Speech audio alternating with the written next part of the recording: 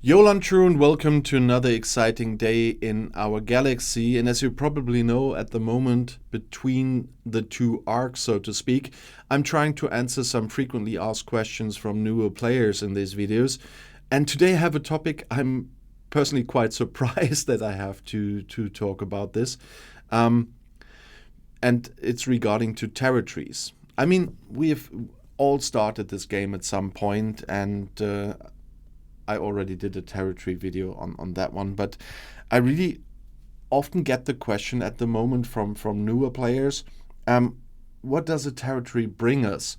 Yes, of course, we can mine a bit better if we get a bit closer, and I switch to mines.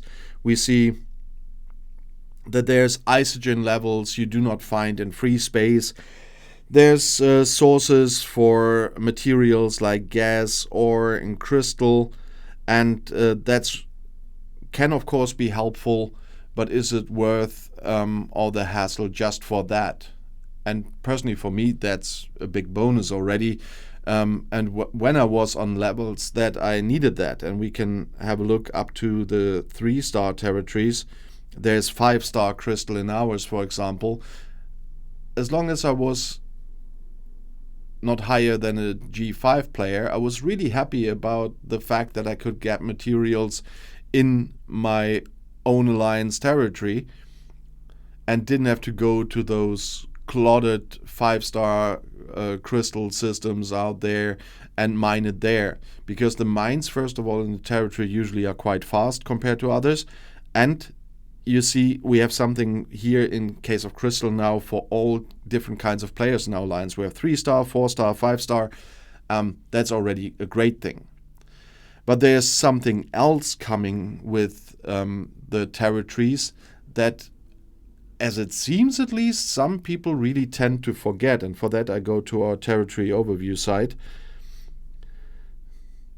That is the territory services. And you can see them here on the screen. Every territory, depending on if it's 1-star, 2-star, 3-star, has different kind of services, and those services can really boost up the abilities of all the players in your alliance.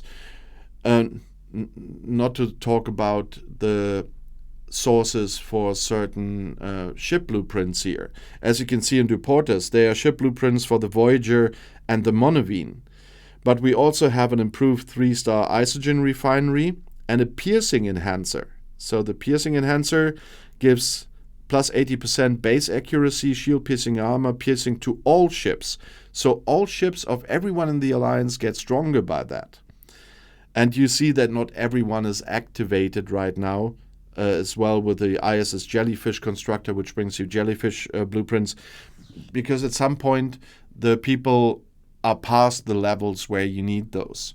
And that's why your admiral and commodores can decide what to activate and what not to activate. If you want to activate something, and you cannot see that I could do that because I was admiral for a long time, but I'm quite glad I'm not anymore. After a long time I merged, because at some point we will have a server merger, so I merged my alliance with another, and sorry about that, guys, by the way. And then I could have activated this Monovine construction yard, so only admirals and commodores can do that. And for that, the alliance will have to pay what's shown there below. That's 3-star refined isogen, that's progenitor reactors, that's progenitor emitters, and progenitor diodes. That is what you get from the territory refinery, and whatever every member exchanges there goes to the alliance inventory, and so the alliance collects that stuff to pay for these services. And it's really interesting that people tend to forget it. I thought that would be the first thing everybody's jumping on, but with new servers, with new alliances formed by new players, it obviously is a little bit like the same as in the starting days of this game. And so I'm quite glad that I can easily remind everyone of those. So if you get a territory, have a look at the bonuses you get there. and decide if you want to activate them.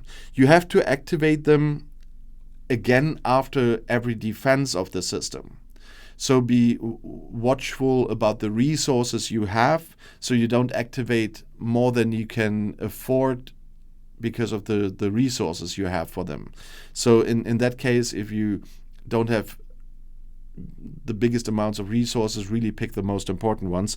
But as you can see there, we have particle generators which bring extra particles. We have hull enhancers. We have advanced hull enhancers. We have isolytic damage enhancers and stuff like that. That is really helpful.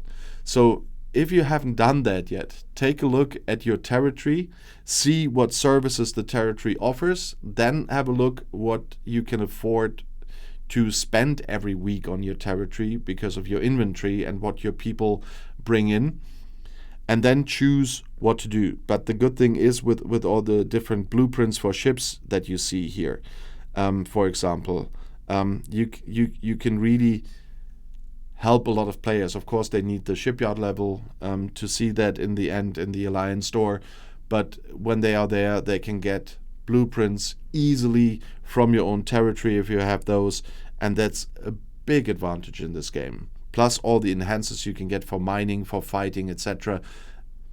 You shouldn't overlook the territory services because there are a lot of services that are really, really, really helpful. And I hope with this video I could remind every one of those services that they are there, and especially if there are alliances with a lot of new players in this game, have a look at the services if you had the chance to get a territory and see how helpful they can be for you.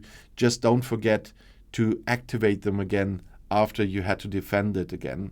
So every week you will have to reignite them, so to speak.